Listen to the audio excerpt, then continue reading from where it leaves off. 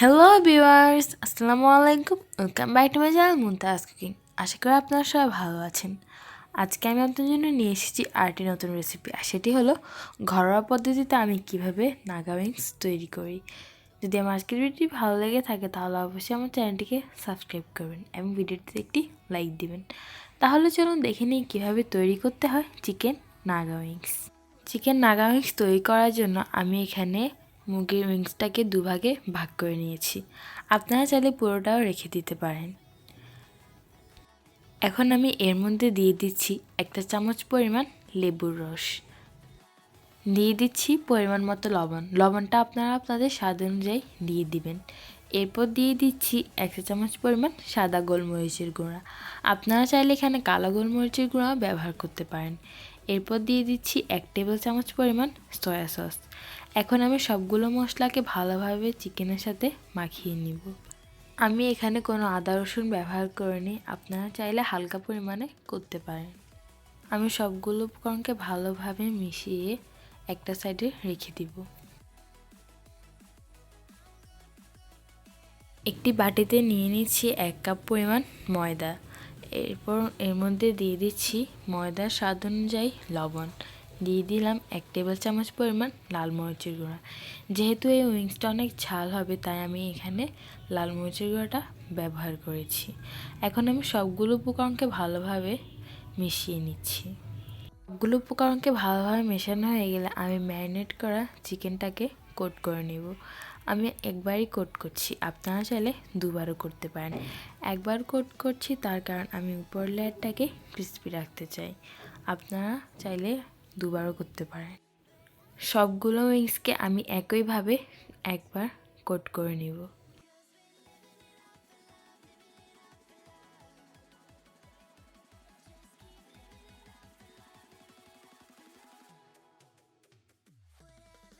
সবগুলো wings coating করা হয়ে গেছে। এখন আমি আগে থেকে চুলায় একটি প্যানে তেল গরম দিয়ে দিয়েছি। এখন আমি উইংসগুলোকে ভেজে নিব।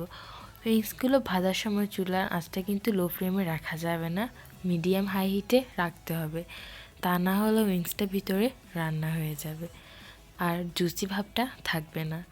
আমি সবগুলো উইংসকে ভালোভাবে এখন নেড়ে চেড়ে ভেজে নিব। আর উইংসটা কিন্তু খুব বেশি নাড়াচাড়া করা যাবে না, তাহলে কিন্তু ময়দার যে কোটিংটা করেছি তার থেকে ময়দা খুলে যাবে।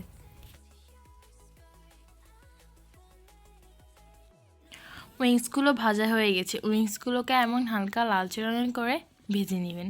আর ভাজার সময় কিন্তু চুলার আঁচটা লো ফ্লেমে রাখবেন না, হালকা মিডিয়াম হাই হিটে রাখবেন।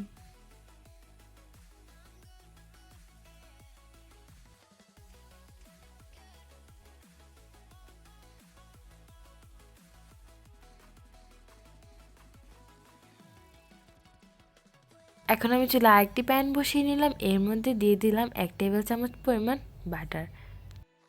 বাটারটা গলে গেলে এর মধ্যে দিয়ে দিচ্ছি 1 চামচ পরিমাণ রসুন কুচি। রসুনটাকে আমি হালকা একটু ভেজে নিচ্ছি। আর রসুনটা ভাজার সময় কিন্তু চুলার আঁচটা অবশ্যই লো ফ্লেমে থাকতে হবে, না হলে কিন্তু রসুনটা পুড়ে যেতে পারে।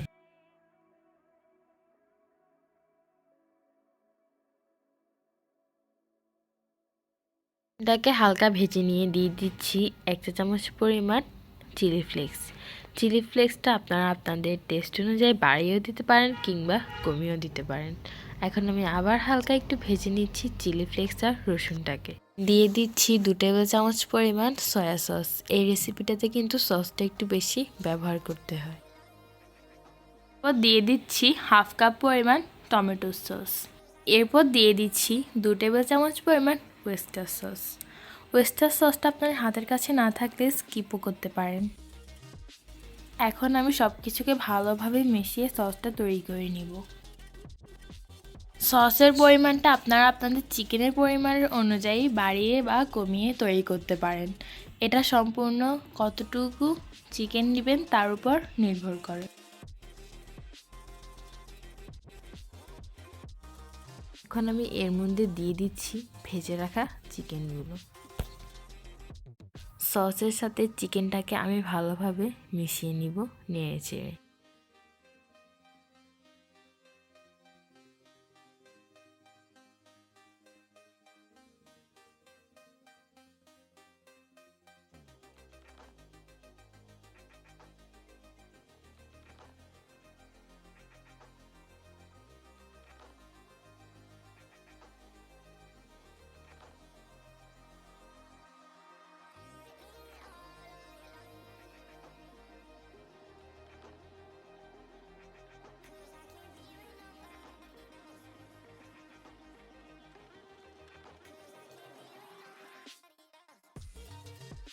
উইংসগুলোকে আমি সসের সাথে ভালোভাবে মিশিয়ে নিয়েছি। এখন এর মধ্যে দিয়ে দিচ্ছি 1 চা চামচ পরিমাণ চিনি।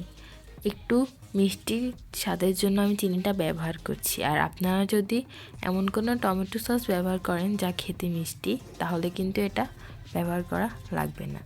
আর আমি কিন্তু এখানে কোনো ধরনের লবণ ব্যবহার করিনি, কারণ সসে কিন্তু লবণ রয়েছে। এরপর দিয়ে দিচ্ছি 2টো নাগা মরিচ কুচি। এটা কিন্তু আপনারা চাইলে দিতে পারেন, নাও দিতে পারেন। আমি ঝালটা একটু বেশি করার জন্য দিয়েছি। তাহলে দেখুন কত সহজেই তৈরি হয়ে গেল ঘরোয়া পদ্ধতিতে চিকেন নাগা উইংস।